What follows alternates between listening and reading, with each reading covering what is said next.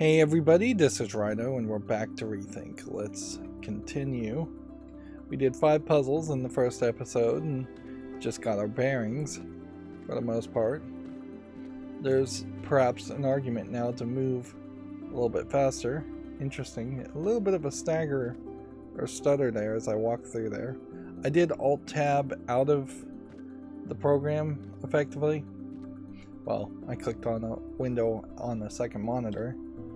So maybe that slept some of the RAM programming, like freed some RAM, put it to a swap file or something. Or this might be a case where the stuttering has more to do with the mouse cursor and mouse smoothness, which I turned up. I think it may have more to do with mouse smoothness. So I don't want to get in the habit of fidgeting here with the controls, but locking it down into what I want it to be is kind of important. So yeah, having a fairly smooth input is kind of important there. Now notice that there's like a little bit of a bump here when you walk downward, which that could be disconcerting. I'm not sure if this glass panel here is just for some visual variety or if it indicates something. That was an incredibly slow fall. And that's one of the things about Portal 2 is that Portal 1 and Portal 2 is that they didn't want you to take fall damage from even large falls, so they came up with a storyline reason why the main protagonist did take fall damage. But yeah, instead of just falling downward, you're maintaining a lot of horizontal momentum there that you really shouldn't have. Also noticing that it's kind of easy to visually clip or see something down here that looks like you shouldn't be able to see. But yeah, this really should be a case where you should end up just on that tile, and if you're facing downward you end up on that tile. So I suspect we won't be doing a lot of jumping. So now, if I go here, I am ending up 3 tiles away just by pressing forward. And I guess the only real question to ask otherwise is if I press D and go to the side while I'm in the air, will I turn while falling? And yes, I will. So apparently I have rocket boots, or we effectively have rocket boots. I don't even really know where the solution to these puzzles are. I see blue, and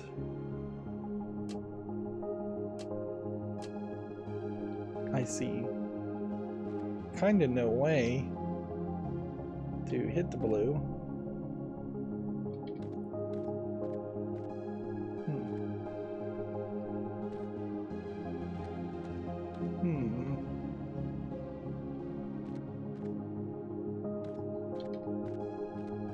Maybe this is a case where we're in a complete area that doesn't even require a solution, or we're going to change things up quite a bit.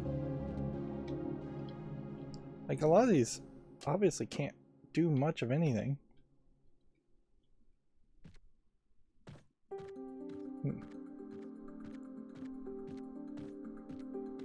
They only have one option, which is to go in that direction.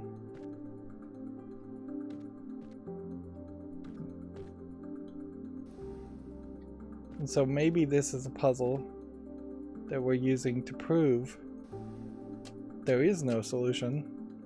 So we get introduced to a new puzzle element.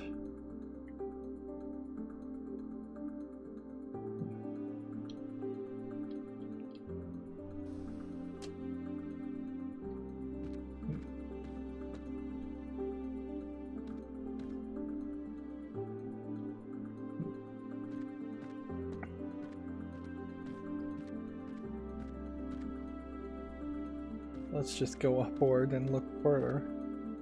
Maybe the puzzle is just, did you investigate all of your surroundings?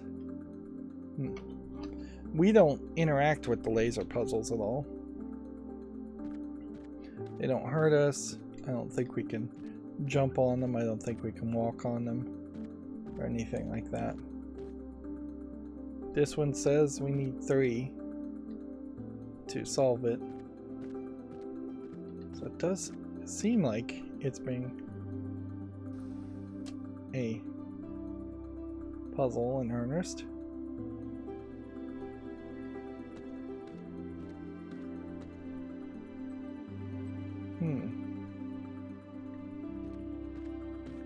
Unless this was a case where we need to go back to a previous puzzle to solve something. Or switch around which color ends up where.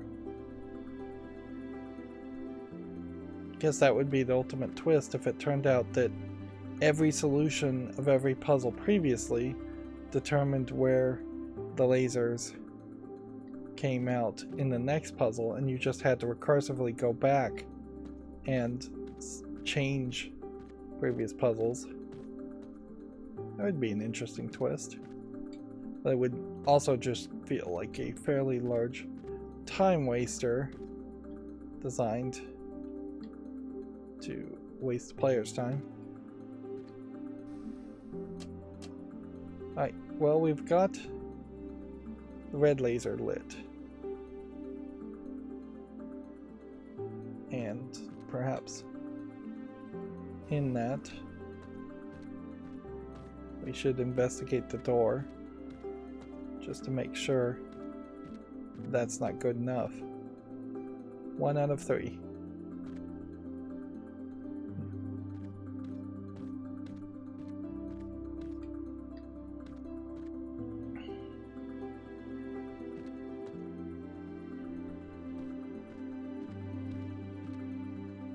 So maybe this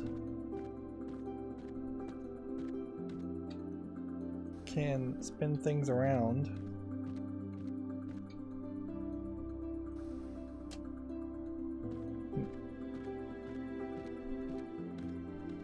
Interesting. So you're using a lot of lasers there to get to that point. Now we have 2 out of 3, and I have 2 more lasers. The game is giving us some convenient places to jump downward. Right. So the receiver of the blue is here, which means it basically has to be this.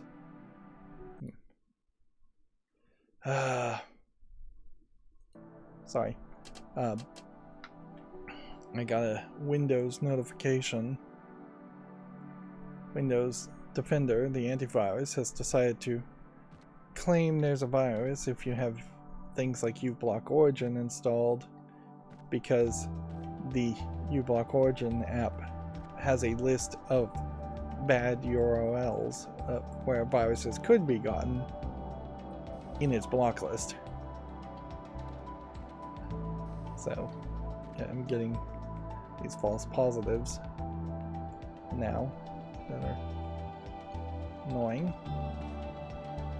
I now have crossed a line, at which point I need to actually permanently fix that.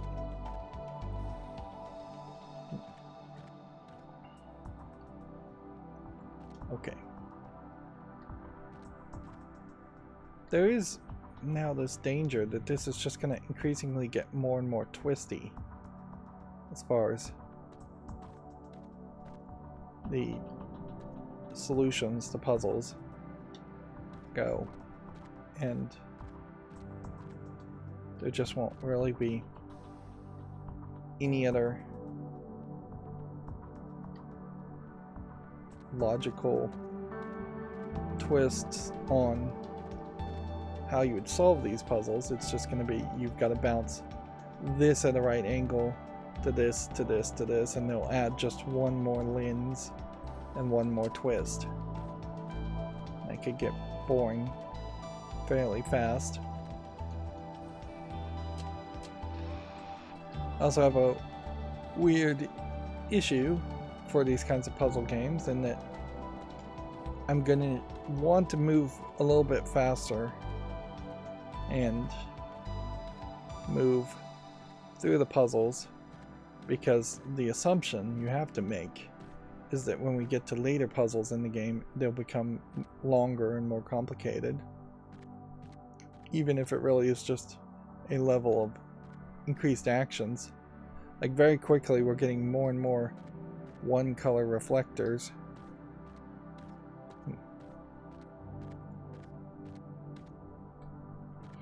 I think what you would want to do here is not have this drop down, and instead just have this be a flat surface that you would walk on, because that comes off as weird.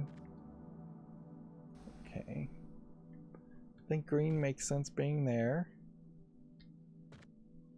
And then blue has to be there. And then red has to be there.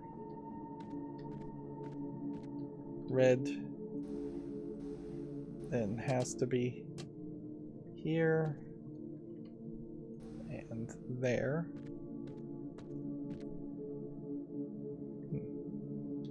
Which means red has to be here. I'm pretty sure. Which means red has to be here. Which means red has to be there.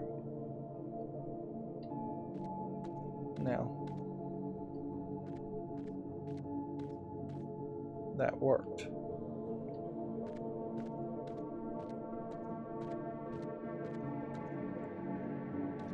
Green will go this way.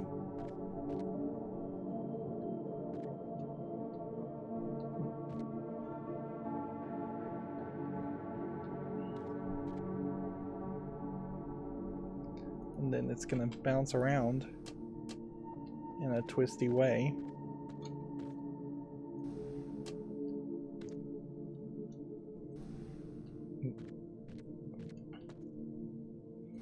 Yeah, and I imagine what's going to happen here is that the first 10 puzzles will thoroughly exhaust these kinds of puzzles, and then we'll start to introduce the light splitting mechanic, and then there will be just some of the light splitting mechanic always in every other case.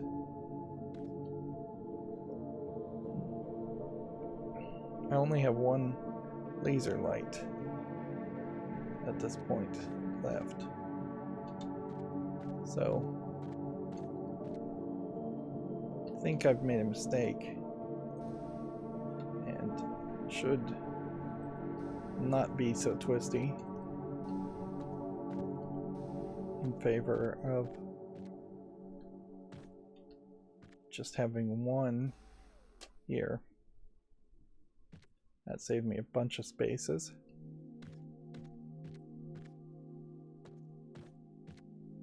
Which then lets me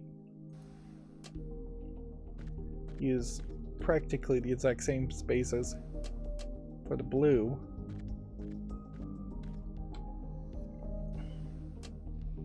It gave me just enough pieces to solve it.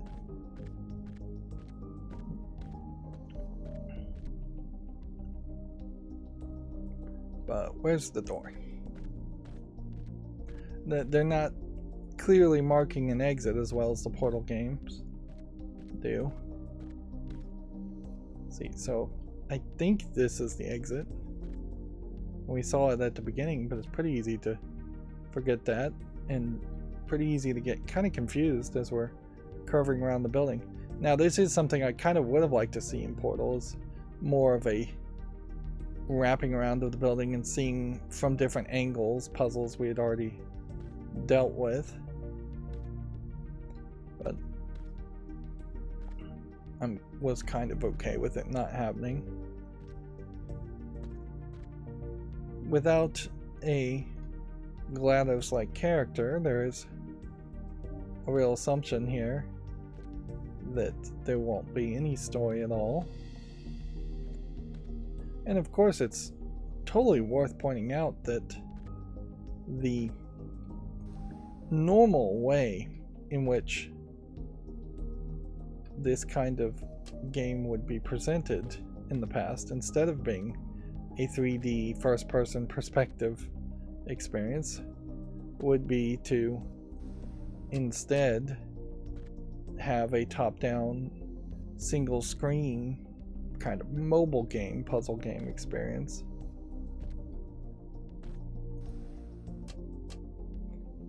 And I don't know if that hasn't just been kind of fully saturated at this point, and that there isn't really enough room for somebody to make yet another top-down 2D laser-like puzzle game. It's also worth pointing out that these are not just mirrors that are reflective. They are combining the light to go in a direction, but also these spheres in the middle of this allowed the green and red here to combine for yellow, and then the green continues its momentum and splits out this direction to be green again, and the red splits out this direction, continuing its momentum and its direction, which, yeah, find that a slight twist on something that's already been established. So I guess the question I have to ask is, what happens to purple if it gets split in the same direction? I would think purple would just do the same thing and still be purple. And by pushing the purple back this direction, we now have pure white light, so there is some room for something to happen with that.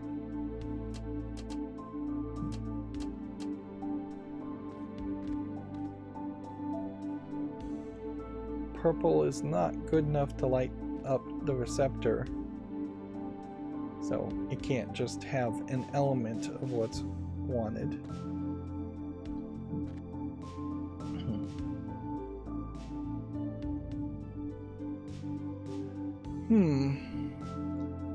So what this tells me is that these two probably aren't involved in favor of crossing over like that.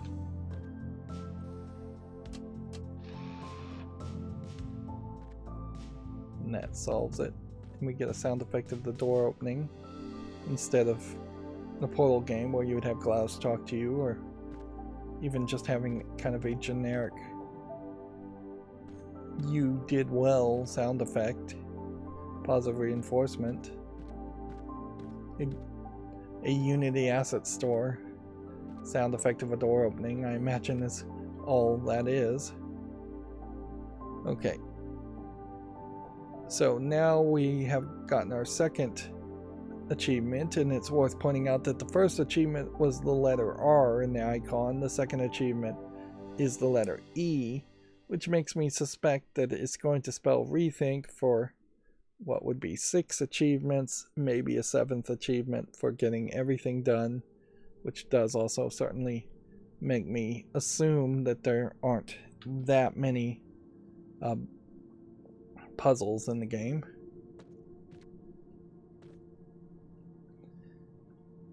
It's definitely a different situation now that you can just pay $100 and put a game on Steam effectively with Steam Direct versus Steam Greenlight.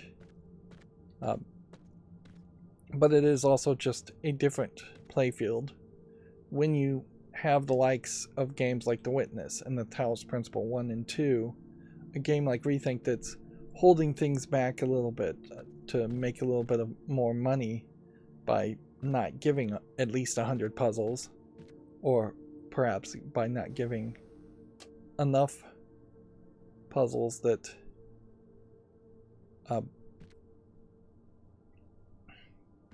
long enough puzzles or challenging enough puzzles.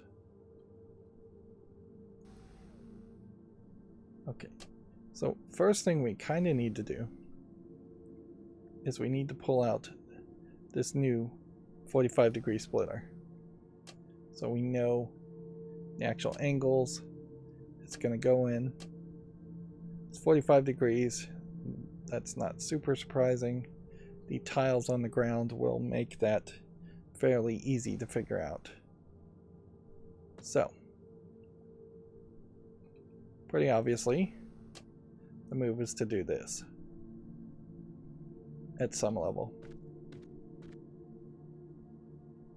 And then the move will probably be to combine something back like that.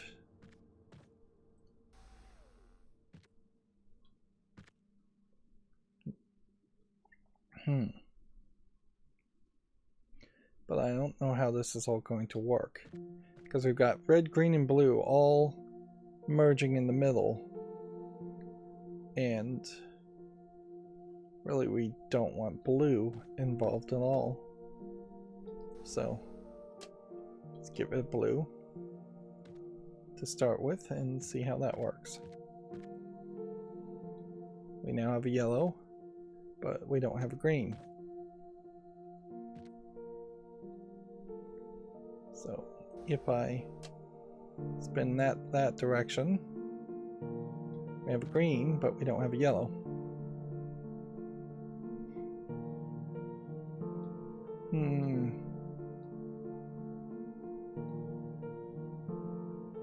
We can't split this beam, can we? Because that would be the easiest thought. Look at the shading and shadowing, how it just pops in the second you look up at the screen. And look how boring the roof is now. And there is perhaps an argument that puzzle games should have hints on the ceiling in places. But yeah, for the likes of having games like the Talos Principle now and The Witness, the era, or at least the possibility of having very large AAA style puzzle games has begun. And that makes it very hard to try and have the same type of content at a smaller scale and try and compete against the likes of people who potentially have a lot more resources or a lot more skill. What if we were to put the splitter here?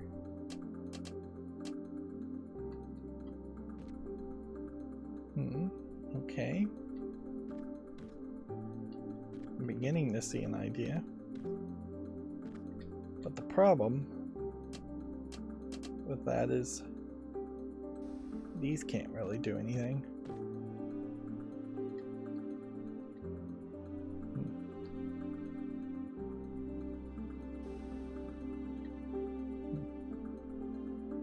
So how would we get the yellow beam?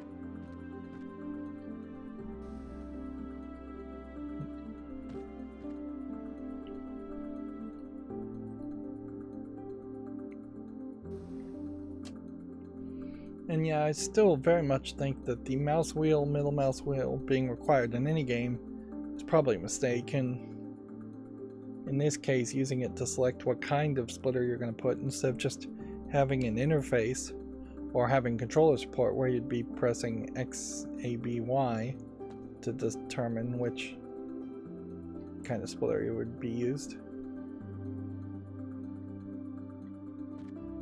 Okay, everything is white, which it still doesn't really feel like blue needs to be involved.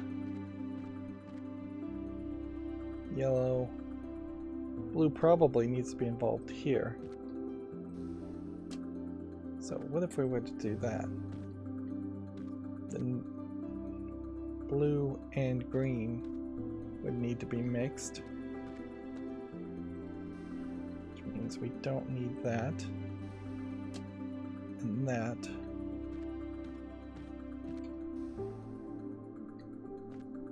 Okay. So then the question is, how do we get these greens to hit?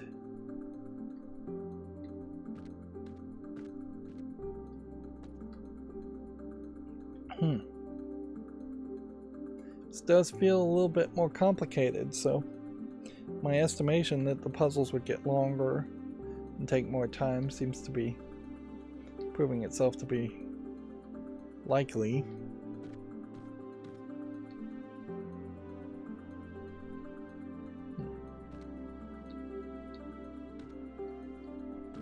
Okay. It almost certainly then has to be this, doesn't it? That it was in the right place to begin with, and then that gets to that. And when it comes in at a 45-degree angle, it still lines up at the 90-degree angles when it uses a 1. So what's not lit up? Because I think I've solved the puzzle. I have solved the puzzle. I just didn't hear a sound effect because we're just kind of in the empty room. The door must be far enough away. You'd think the door would be in between a couple of these pillars at all times. Or, at the very least, if you're going to be more artistic about it, have pillars in the corners to light up a little bit more. But it seems like they've intentionally had the pillars hang back from the actual puzzles so that you don't think that they're interactive. And I just assume what happened here is that we came down some stairs, we came in here, saw this, solved this, and now we're going out this direction. And it seems like the mouse wheel is the mouse wheel tutorial may just be stuck. It says press H to close this window, but it's not doing anything. I think the controls also said hide tutorial should be H. Let's see what happens if we walk back in here, if the tutorial maybe will pop up over itself.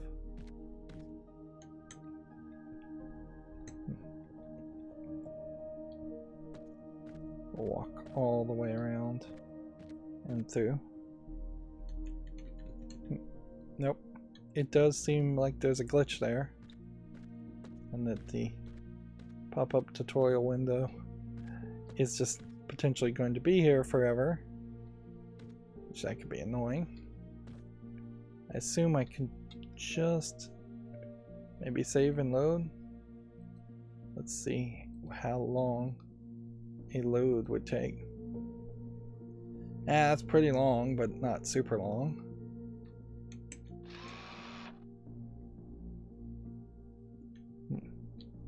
Well, I heard a door opening animation, but yeah.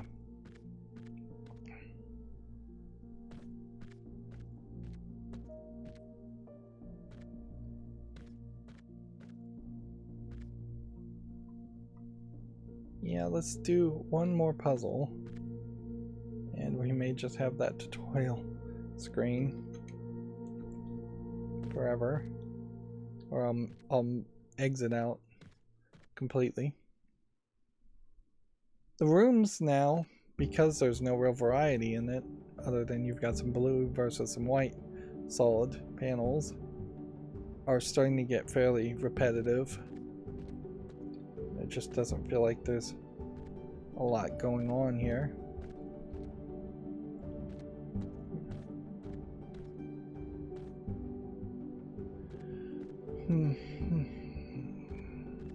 Let's see.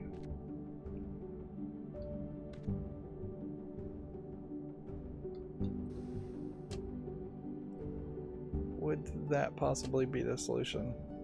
Would that possibly be the solution? I don't think so.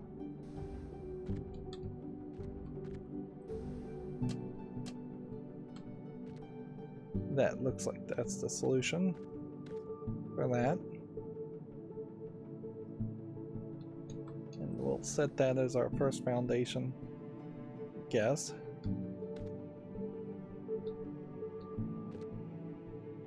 If it does go that way,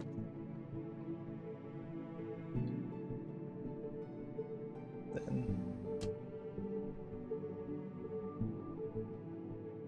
that's not right.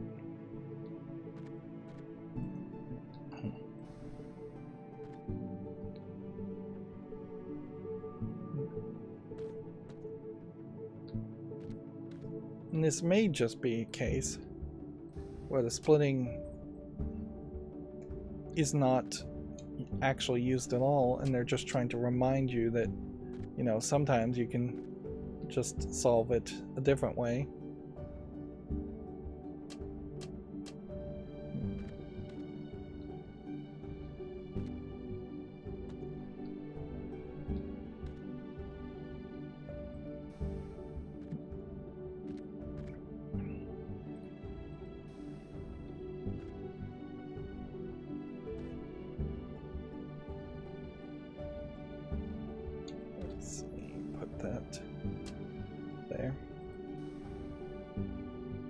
Yeah, this mouse wheel interface and right clicking and left clicking is fairly awkward.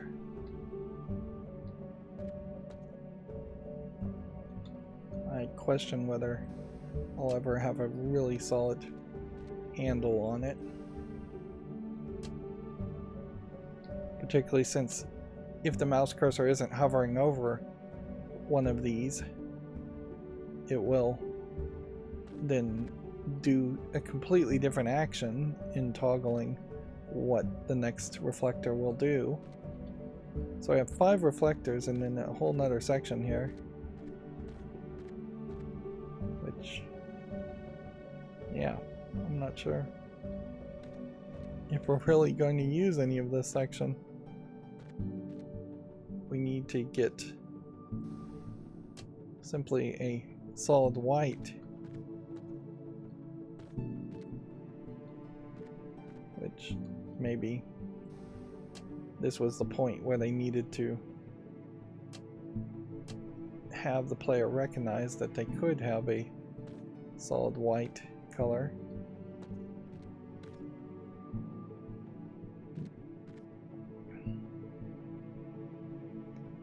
Which means we need this green to go probably to one of these 2 mergers.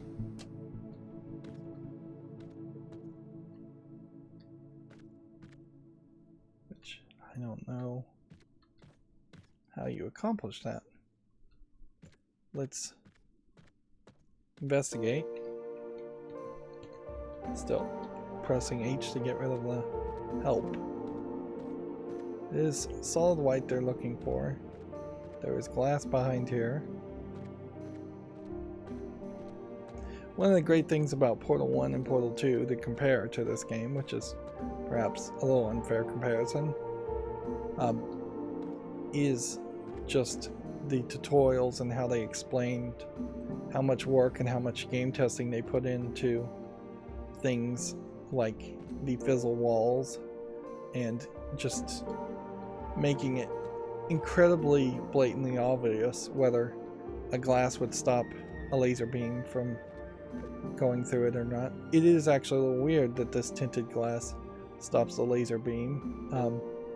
You would think it would make a lot of sense to have the glass be extremely darkly tinted to like laser height and then see-through, clearly see-through at the other spot. That would also have stopped me from walking up to glass a lot of times and thinking that I could jump down. That's a white light also. Come let's look at it. Which means a lot of stuff has to happen here. Oh, I'm just totally out of it, aren't I? I need the splitter on this higher spot for the screen. There's just no question about it.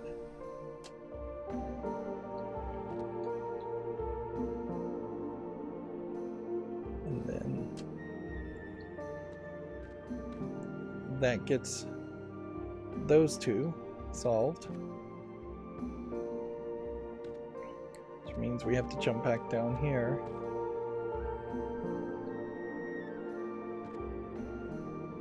Which just probably isn't that big of a deal.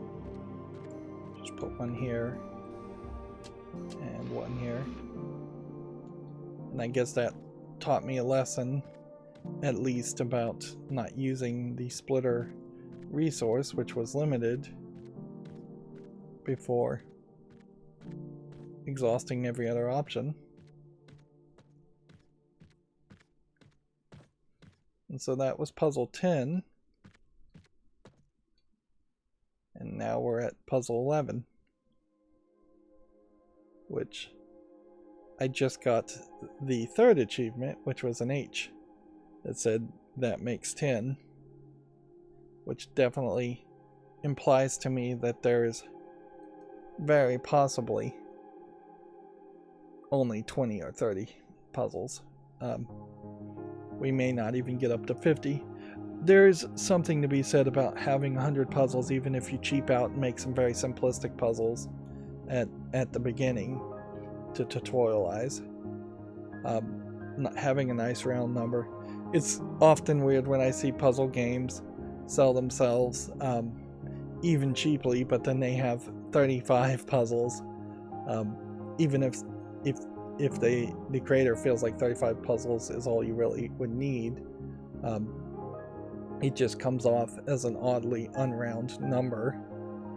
And you could get cutesy, certainly, with some of the laser puzzles and spell something out, or highlight, get arts and crafty with it. Anyways, that's going to be it for this recording. As always, I ask you to like, share, subscribe. Thank you for watching. Have a good evening.